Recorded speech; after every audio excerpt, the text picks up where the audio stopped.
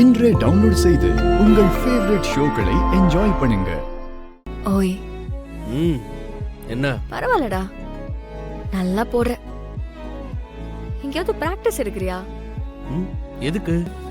இல்ல, மருதனி இவ்வளவு அழகா வச்சு விடுறியே, வேற யார் கையிலயும் வச்சு பிராக்டிஸ் எடுக்கிறியான்னு கேட்டேன். ஆமா, ஒரு பக்கம் பிராக்டிஸ் போயிட்டு தான் இருக்கு. என்ன என்ன சொன்னா? சரி சரி சரி, கொன்று வேண்டாம் உன்ன. உன்னை மீறி போவனாடி.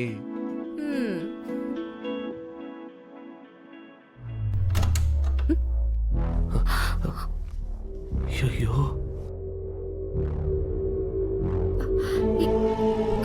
இந்திர இந்திர அக்கா, இந்துடா.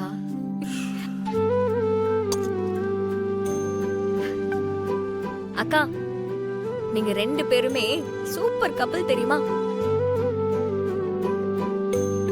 என்ன ஒரு அண்டர்ஸ்டாண்டிங். புருஷன் பொண்டாட்டினா இப்படிதான் இருக்கணும். வீரா, நம்ம பிளாஷ்பேக்லாம் இந்துக்கு தெரியாது போல. என்ன பிளாஷ்பேக்? நாங்க ரெண்டு பேருமே உங்களை மாதிரி தான். நீங்க இப்ப எப்படி அடிச்சுக்கிறீங்களோ, ஒருத்தர் மாத்தி ஒருத்தர் எப்படிலாம் திட்டிக்கிறீங்களோ, அந்த மாதிரிதான் ஒரு காலத்துல நாங்களும் சண்டை போட்டுக்கிட்டு இருந்தோம். அங்க இருந்து ஒருத்தர் புரிஞ்சுக்கிட்டு இந்த இடத்துக்கு வந்திருக்கோம். ஏய், என்ன யோசிக்கிற? இல்ல, என் கதையே வேறக்கா.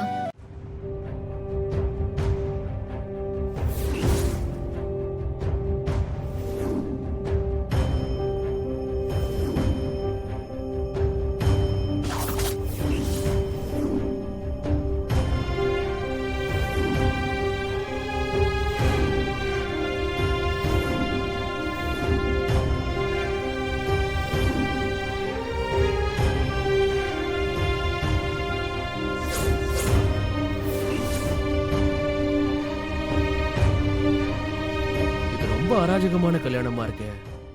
ஆமா, அவன் யாருன்னு எனக்கும் தெரியாது, நான் யாருன்னு அவனுக்கும் தெரியாது. கட்டாயத்துல நடந்த கல்யாணம்.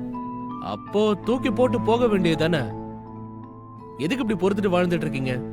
இல்ல, எங்க அப்பா என்ன நினைச்சு நிறைய கனவு கண்டிருக்காரு. அவருக்கு என்னையும் அக்காவையும் விட்டா வேற எந்த சந்தோஷமும் கிடையாது. நான் ஒரு நல்ல குடும்பத்துல வாக்கப்பட்டு சந்தோஷமா வாழ்ந்துகிட்டு இருக்கேன்னு அவரை நினைச்சிட்டு இருக்காரு.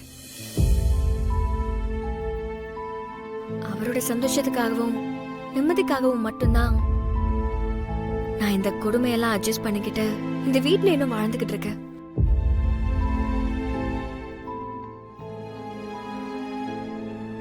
இந்து, நீ எதுக்கும் கவலைப்படாத.